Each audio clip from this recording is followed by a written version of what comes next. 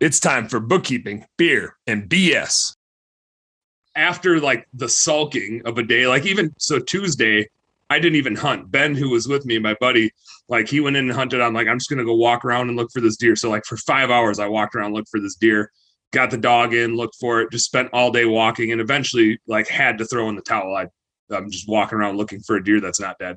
Um, and the mass disappointment, like I had brought stuff to still hunt that afternoon, and I was just like, I just can't. I'm like, I'm torn up. I feel shitty. I've got, two close to successes, but failures under my belt. And I was just like, I just quit. I'm just done hunting. Trip's over. So we came back the next morning, which we were going to come back that Wednesday anyway. But I'm having a little bit of a tough time, like getting excited to go back out hunting. And this happens in our business where maybe we are pursuing a big lead and we put together an estimate and we're going after it. And we like feel like we're in the top two, but don't get it. Or we think we have this employee and this team built and we have this schedule built and then 2 employees quit. And like, how do we get remotivated and get back on the horse? It just made me reflect on that so much because it felt, like I'm escaping from work to go chase deer around. And all I can think about is, man, like this is just like running a damn home service business. Like sometimes we get so freaking close and then we're right there and the chips don't fall. So curious if you guys have any business related examples of similar things that you ran into, not necessarily like shooting your customers or employees with arrows or anything like that, but a similar line of failure and how you coped with the failure and bounced back. You're still here, so you didn't quit. I'm still here, so I didn't quit. But how the hell do you get back? I remember many, many years, man. I felt like I put in so many bids and so many proposals, and I didn't get any of them. And I was like, what am I doing wrong, man? Why are all these other companies getting all this work and I don't get it? Just, man, I never got them. I don't know what changed. Like you just keep at it, you keep doing it, and then change your haircut. Probably start brushing my teeth a little more. But over the years, all of a sudden now we get so much stuff. I'm like, where is this all coming from? So, and that's normal. It's normal to not want to go to work. It's normal to have days where like, man, this sucks. I don't want to work.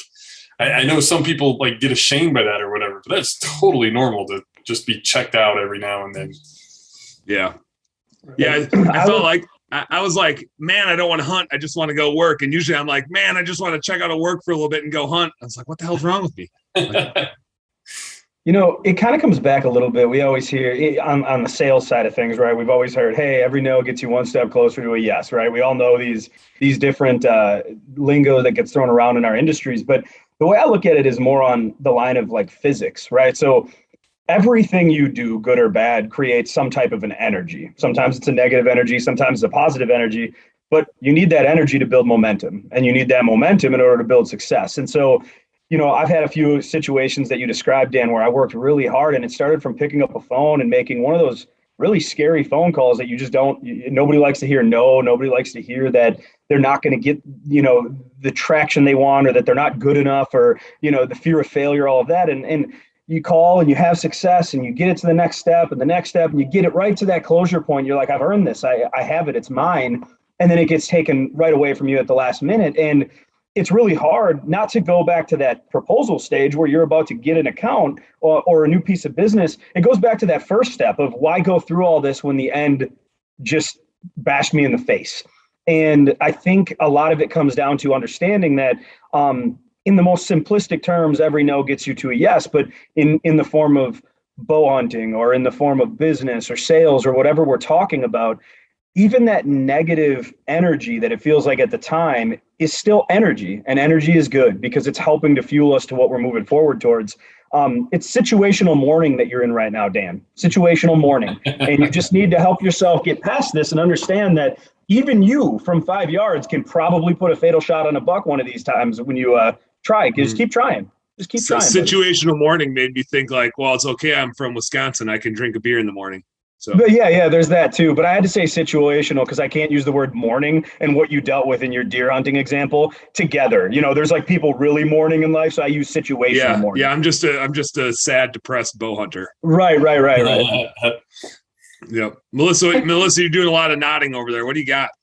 Yeah, well, you guys are making me like think of a few different things, like Corey, you mentioned like the lingo that gets thrown around, kind of these overused sayings, but I always like to say, you didn't come this far to only get this far, right? And I feel like that's just kind of entrepreneurship in general. Like you're constantly moving to these next levels, moving to these next stages. What's another one? It's like big next level, new devil or something like that, right? Like there's always going to be something. And then yesterday I was looking at like Damon John, I was looking at his Instagram, and there was something on there about like entrepreneurship is the resilience Olympics. It's like, okay, how resilient can you be? And I look around, I have my own business for the past 10 years, and I look at a home service business, so residential decluttering, like pro organizing, Marie Kondo type stuff. And the girls that I started with 10 years ago, the girls that popped up on the scene 2 years ago, like a lot of these business women aren't still in business, right? And so it really is that game of like just getting back up and keep going. Sometimes you don't know what you're doing, just keep going. It's crazy. You got to be like a little bit delirious. Like, I'm just like, I don't know exactly why I'm doing this, but there's just something. I'm just going to get up again and see what happens this time.